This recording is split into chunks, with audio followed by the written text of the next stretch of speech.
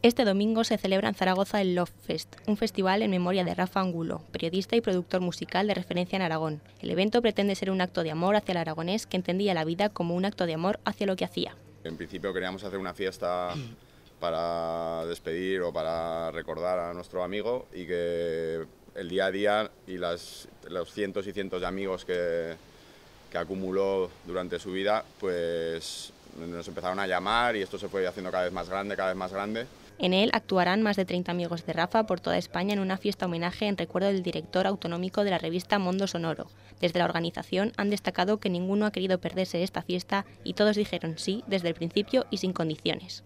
En cuanto se empezó a armar lo de hacerle el homenaje o la despedida o como lo queramos llamar, pues igual le dije a Marcos, lo que te diga esta gente, vamos para allí, cantamos o lo que haya que hacer.